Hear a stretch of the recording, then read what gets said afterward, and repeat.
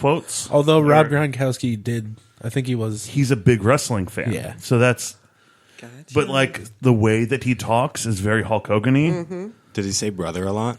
No, but if they wanted him to keep his identity secret, they wouldn't let him say brother a lot. They would probably call him Terry Boella. I don't have any idea what you guys are talking about. The Masked Singer. It was a Korean phenomenon that Ryan Reynolds was part of. It's a TV show on Fox. I think it's really cool. The judges suck. Yeah. It's Robin Thicke, Jenny McCarthy, Ken Jeong, and Nicole Scherzinger from the Pussycat Dolls. Mm-hmm. Yeah, I still have no idea. All these celebrities dress up in these crazy costumes, and then they try to figure out who it is. They sing and perform. This year's is interesting, but it's and you have to wait a week to find out who it was? No, like they tell you there's like 18 singers throughout the whole competition each season. Mm. And so they give clue packages before they perform each time. And then the judges try to figure out who it is, and then the audience votes on who the best was, and whoever had the least amount of votes gets eliminated and unmasked.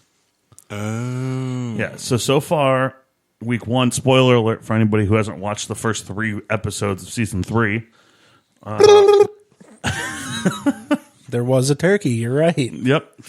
Episode 1 was Lil Wayne. Lil Wayne was unmasked. Was he? Lil Wayne was on there? Lil I had Wayne no idea. was episode 1 got eliminated. So is it when they figure out who it is? No, it's just whoever had the worst performance. Which had to have been him. But nobody could figure out that it was him. It didn't sound like him until afterwards, and everybody's like, oh. I get it. Did he like actually sing? Yeah. Episode 2 was... Oh, God. Oh, it was Drew Carey. So Drew Carey is a better singer than Lil Wayne. Yes. Not surprised. Episode 3 was Shaka Khan. Really? Shaka Khan, no kidding. Yes. It's beautiful. And so we're pretty sure that White Tiger is Hulk Hogan or Rob Gronkowski. Find out next week on Breakfast at Stephenie's. He is the worst. He will probably be eliminated. So is this, I mean, somebody knows out there, right? Somebody somewhere. If you know, and you ruin it for us, I'll make you breakfast. This is going to be a new weekly update on the show. Is who got eliminated on The Masked Singer. When does it air? Wednesdays. We can't go that far in the future. No, I typically watch on Thursdays, though. Well, that's close enough. That's close enough to Sunday. Anymore, I just watch all my shows the day after. Yeah. So do you have to avoid all news sources so you don't Yeah, kind of. get informed, like no spoilers? Gotcha. Yeah, it's rough. Because I like reading the news and watching the news. And Yeah. Breaking news. Exactly. Is always the Masked Singer. Messing. There's been some interesting ones. Season 1, the first person eliminated was Tommy Chong. It was bad. It was real bad. Wow, they're reaching. But they went through the entire season 1, and the person, the costume that won was the monster. It ended up being T-Pain. He can sing. Yeah, but they didn't guess T-Pain the entire season. Really? Yeah. T-Pain can sing without auto-tune? Yeah. He's a really good Oh, singer. he's amazing. Is he really? Yeah. All right. I'll show you, before you leave, I'll show you the Tiny Desk concert he did. It's so good. He's real good. Yeah, he's great. He just sounds like himself, but less auto-tuned. Weird. And actually, with the way that auto-tune works, in order for him to sound as good as he does, the way he does with auto-tune, he has to know how to sing and how to sing poorly. It's complicated. Interesting. All right. Because it's literally, it auto-tunes. Most professional recording studios will put auto-tune on any track. Just if you accidentally mess up a note, it'll just fix it real quick and you won't notice it. So if a song is in, the key of A, he has to not sing in that key in order Got it. for it to sound, yeah. Seems counterintuitive, but okay. Yeah. I don't know. It's weird. T-Pain, if you want to explain your singing abilities, You can call us. yeah, give us a call. 216? 1-800. It's Breakfast at Stephenie's. Wait, don't say that. Why? Why? Because if T-Pain calls 1-800-BREAKFAST at Stephen, Oh, he's then going to we be don't- really disappointed. Then we don't get the call. Got it. Yeah. Let's. It's 216. 216. I'll remember this eventually. 216-307-4566. That number Call us, seems T-Pain. really long. 216-307-4566. Oh, never mind. 216-307-4566. You got that? 216-307-4566.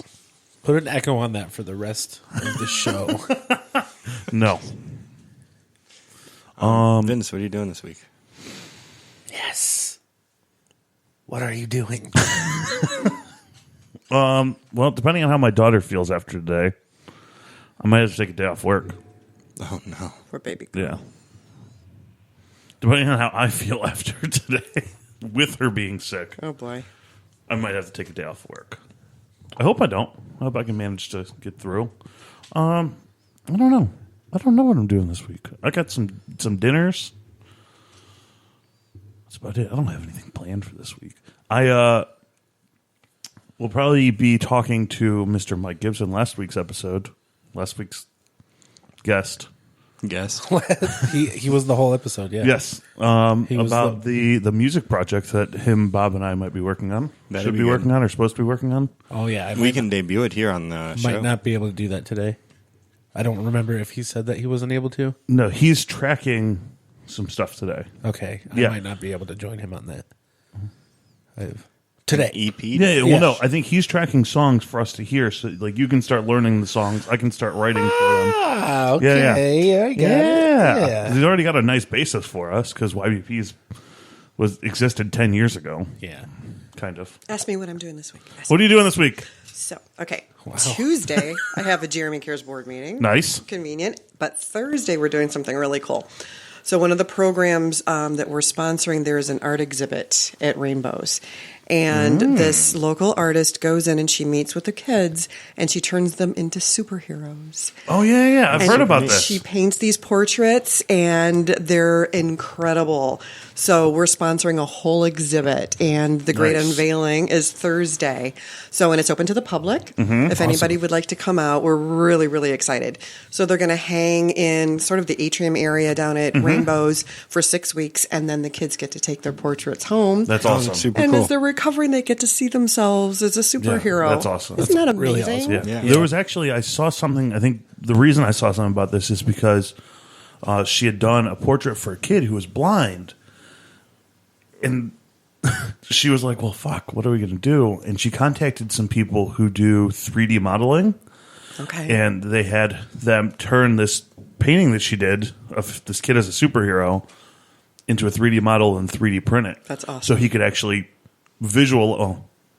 mentally visualize Sure. Oh, that's incredible. what it was. So, Nice. yeah. So what she's doing is really awesome. It really is. And again, it's open to the public. So if anyone would like to come down, the reception starts at 5:00 and it's down at Rainbow Babies and Children's Hospital on Delbert Street, right off of Euclid, downtown Cleveland.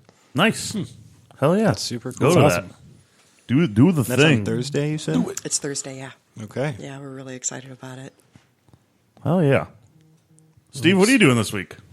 Well, speaking of 3D printing, You're going to 3D print some stuff? I'm hoping that I get a chance to go to the Fab Lab this week. Nice. And I got a little box that I built in a 3D modeling program, and I'm going to go see how this all works. Nice.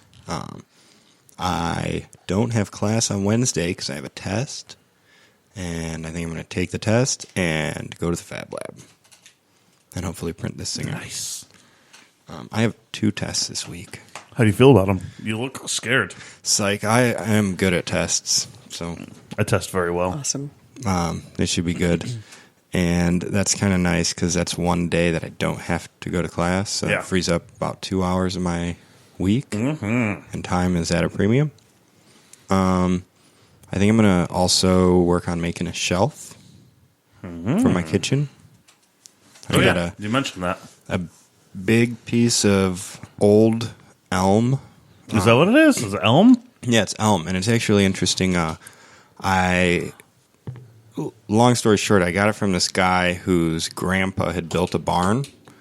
So he cut down all the trees in this area where he was going to build a barn, turned those trees into the boards that he built the barn out of, and then this grandkid comes along and knocks down the barn and sells all the wood. So, Little shit. so I have this very old piece of elm. It's rough cut. I might have to machine it and make it look new again. That's undecided yet. But I'm going to make a floating shelf to put my spices in. It's a good looking piece of wood. Yeah. Nice. Yeah. Yeah. Or you just keep it rough cut and just have it just stand a little and make it rustic. The issue with that is it's Kinda not smooth. Yeah. So with it being near the stove, it'll be hard to clean. Yeah. Yeah, you might have to work it. Yeah, we'll see. I'm going to do some experimenting. Maybe one day we'll finish that table. I hope so. One the day. shelf is definitely more on my skill level. Yeah. We just have to attach legs. That's all we have to do. That's my big excitement for the week. I'll have Stevie will be at my house all week. Nice. Got a nice solid meal plan. What do you got anything exciting? Well, I'm doing spaghetti today. We're making homemade sauce. Nice. Definitely eating some sweet potatoes this week. Mm-hmm. So I'm into that. I think we're going to do some pork chops. Oh, I have, I'm going to make mashed potatoes and put parsnips in it. Very good. I've never had a parsnip. I like parsnips. Similar to carrots. Okay. They're really It's like a good. carrot potato. Mm-hmm. It is. So it's just a root tuber anyway, right? Stop. I hate these Yes. springs. It looks Stop like a touching carrot, but it's white. Okay. It's good stuff. And I like them roasted. But I haven't tried it in the mashed potatoes yet, but I hear that's a good... It is a good thing. I've had those. Maybe on our Flavor next booster. vegetarian breakfast, we should have some roasted parsnips. You think we could put parsnips in a hash? Yeah. Yeah. I could do a vegetarian breakfast because that's pretty much how we eat nowadays. So Nice. I'm happy to do that for you guys. Oh, so I heard you say something about not eating meat. Is there any particular reason, or...? So, well, my husband is a cancer survivor. He's 1 year into remission, and through that, I'm trying to get him healthier. Right. So when he was first diagnosed, he lost 50 pounds, and it was terrifying because I was watching him waste away. And then he went into remission and he gained back 70, and I'm like, well, now you're fat. And now we've got a whole new set of problems. And just, I love to cook. And I've always been into nutrition, so I started researching. And there was a fascinating study, for example, during World War II. When Hitler invaded Norway, the first thing he did was he took all the livestock, right, to feed his troops. And the people in Norway, they discovered that their cancer incidences plummeted. Minute World War II is over, the livestock comes back in. Now, all of a sudden, the people in Norway, their cancer incidences go right back up. So there's a couple of doctors. I'm not going to bore you with anything. Anyway, plant-based diets are just better for you. And I feel better cutting out the meat. I'm not completely vegetarian by any means, but I love the fact that I can eat all of the vegetables I want all of the time, and I don't have to worry about how much I'm eating. Right. Right? And it's fun, and it's kind of, it's forced me to look at different things, like lentils, and just roasting different things, like parsnips are delicious. Oh, yes. So anyway, I'm working on getting Kurt, Vinny's father-in-law, to eat better. It's not going well. No, he loves his Oreos. Not when he goes to Drug Mart on his birthday and comes back with 6 things of ice cream. Oh my God, yeah, that's a whole other issue. Yeah, I didn't help in that instance either. But, you are not helping things. By the way, Anyway, but it's all good, and I'm really enjoying eating this way. It's good, and I thought of a funny story. At least it's funny in my head. It might not be funny out loud. We're going to find out. We're going to find out. It has to do with your wife. Vinny's... Too bad she doesn't listen to the podcast anymore. She doesn't? Well, she's going to have to now because she's in it, sort of. So Vinny's wife is my oldest daughter, Deidre, and she was the perfect child growing up. She really was, which is why I've got suckered into having Don't more let her children. sisters hear that. Well, they know it. I tell them all the time. It's how I got suckered into having more children because I thought I was going to have a brood of perfect children, and then I had Marissa, and that just all went out the window. And Marissa knows it to be true as well. So anyway, this is how bad Deidre got, right? This is the worst